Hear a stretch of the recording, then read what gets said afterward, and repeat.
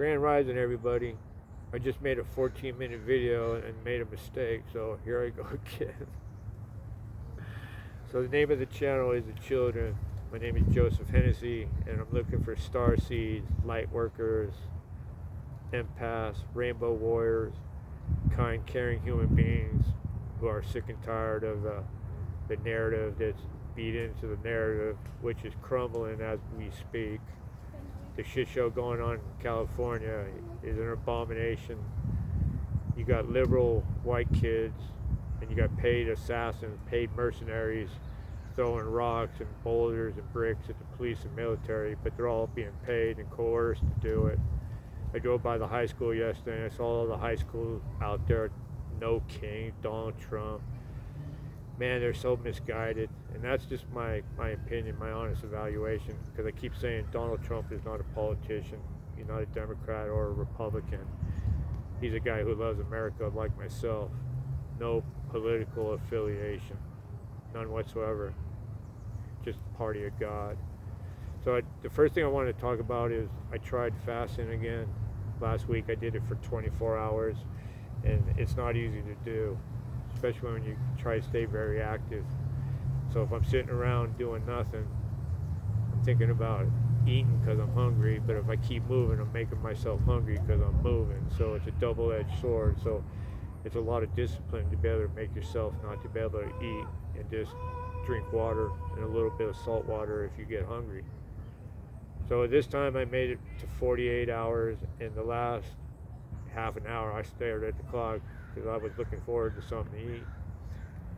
48 hours, it's not easy to do, but I'm proud of myself and I feel much better. Got on the scale this morning at 171 pounds. That's as light as I've ever been. Well, not as light as I've ever been. Well, since I was 16 or 17 years old. So I'm going to make that a once a month ritual where next month I'll get it up to 3 days. They say you can do 21 days. I don't know how anybody does that, so we'll see how far I get it next time. I think I'll do the 3 days and we'll build on it and see how far I can go.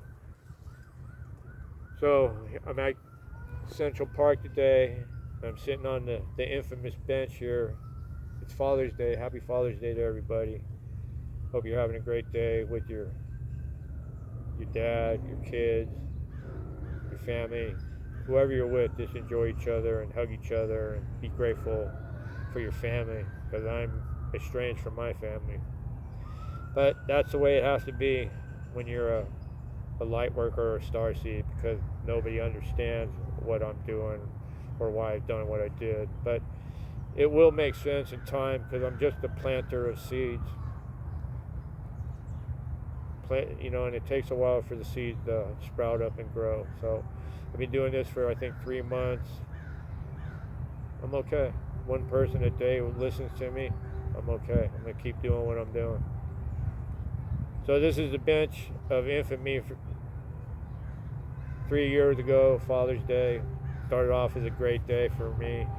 I made peace with my dad after 57 years of having resentments for him for leaving me in that airplane crash. Right? So the last thing I ever expected that day was to end up in a pair of handcuffs. And I was arrested for stalking. Not stalking Michelle, like stalking a woman. Taken aback. Wow, that's an understatement. The police report, I could just poke holes in it all day long. All day long. People's perception of me, wow, so inaccurate. Somebody reshaped their opinion of me by others' opinion of me. 2 innocuous incidents, no harm, just love was offered. It's unbelievable that people's perception can be swayed by others. The person who had me arrested for stalking, maybe my methods of approach were a little bit unorthodox, but it was very genuine. And if you go back and see my longest video about my twin flames, it's 21 minutes long. I don't want to get into all that and break it all down, but everything she did was supposed to happen the way it happened, because I signed up for this before I got here, to have all kinds of different life situations, and that was one of them. It was an activation point for me on my spiritual journey. I was shocked to be arrested, but it all started to make sense on the grand scheme of things 6 months after it happened. But things started to change in my life when I was sitting in that jail cell, for the better. She held a mirror up to me, reflecting something back to me that I had to take a look at.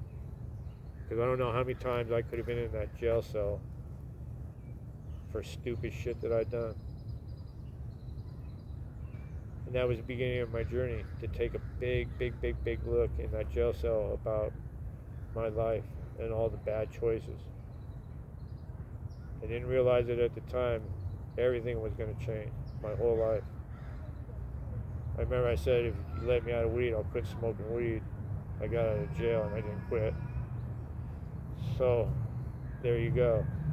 I was lying to myself right off of the bat. And a lot of us do that in the Matrix, because we're programmed to do that. Best 5 days of my life was spent in that jail cell. I wouldn't have said it at the time, but it was.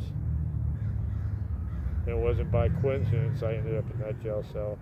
And I don't want her to think she put me in that jail cell, because if I would have known what she was going to do that day, I never, ever would have went near her.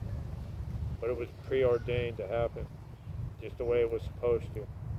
And I'm forever grateful to her for doing what she did. Would I want to do it again? No. Would I do it again? If I had to? Yes. But I chose to do it before I got here. It was a great awakening for me. And that's what we're going through as a collective, is the great awakening.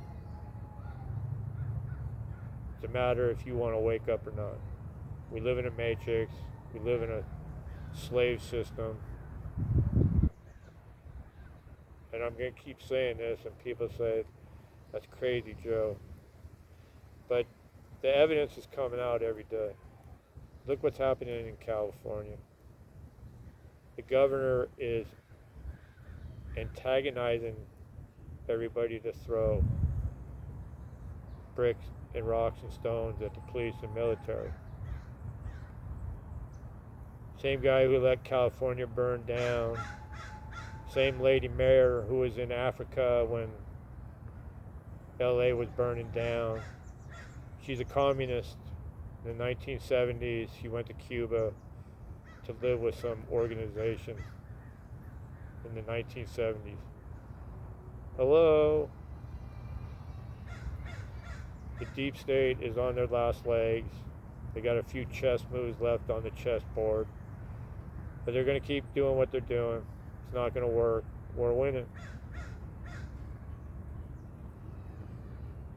My job is to plant seeds.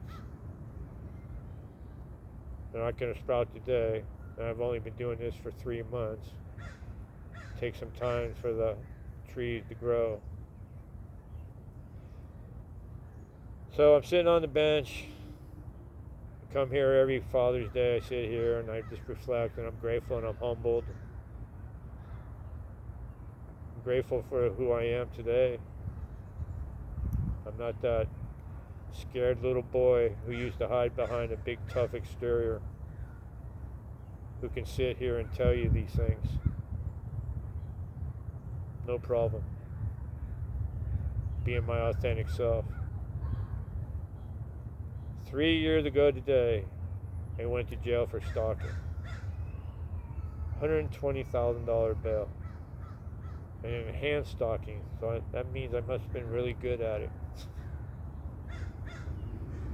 And I laugh and I get angry, because imagine how belittling that is, to have somebody accuse you of something so heinous. without ever asking you, maybe, what are you doing? I never raised my voice. I was never hostile. I made two innocuous gestures of clear quartz crystals, which represent unconditional love, Lemurian crystals, right? And that's who I am, a divine feminine. She's the divine masculine. And I've said this over and over. It has nothing to do with your sexuality. It's just who you are on the inside. It just means that I'm kind, caring, and compassionate. I'm empathic. I have empathy. She's a lot more pragmatic, practical. I'm woo woo woo. She's what? I don't know how else to explain it, but I'm very spiritual. I believe in things that I can't see. And the masculine believes in things that they can see. It's the balance of the two, the feminine and the masculine. You can be a male and be a feminine, and be a feminine and be a masculine. But we're supposed to be balanced between the two. And I, for the longest time, was Richter scale, polar opposite. Now I have balance between my masculine and feminine. That's what we're all striving to do, because we live on a planet that's patriarchal, dominated. Not enough femininity. Where is the ladies in the church? She's the only one who can give birth. She's pretty important, the divine feminine. So we all need to work on our balance of our masculinity and our femininity. And what does the Baphomet do? The transgender goat. He pushes one extreme to the other. He wants girls acting like little boys, and they want boys acting like little girls. That's not God's world. That's the devil, the Baphomet. But anyway, like usual, I start going off on tangents because I can speak for hours and hours about everything that I believe and perceive that has happened to us on this planet as I speak. The shit show's coming to an end, people. I hear the kid crying in the background. But anyway, I'm grateful for this bench. I'm grateful for her. I'm not grateful for what transpired, but it was all just part of the program, all part of the plan to get me to this point. I'm a light worker, a starseed, who came here to have human experiences as a spiritual being. This is just a human vessel to experience duality, a free will planet that it keeps going wrong, and it's going to be fixed. When we go to the fifth dimension, abundance, joy, none of this dis-ease, as I talked about in the beginning. There is no dis-ease in the fifth dimension. It's all a mind construct of the third dimension. Everything we do is a construct of our own mind, because we live in the matrix. So I am forever grateful for this bench. I will come back to this bench every year and visit it. I was hoping maybe my twin flame might show up today and tell me why she did what she did. But you know what? If she never comes back or never talks to me again, that's on her. I'm not a stalker. If she would have just told me to bug off, I would have just bugged off. So she caused herself a lot of strife the last 3 years, thinking that I am something that I'm not, because she let her friends formulate an opinion of me that didn't exist before I made my gestures of unconditional love, which were odd, but very traditional. I wrote a love letter, a bag of lavender potpourri, and 4 clear quartz crystals. And I'm still trying to figure out how I ended up in jail. I wouldn't change anything. I laugh, I cry. I do my best. But you know what? We're going to win. It's unconditional love for everybody. Everybody have a great Father's Day.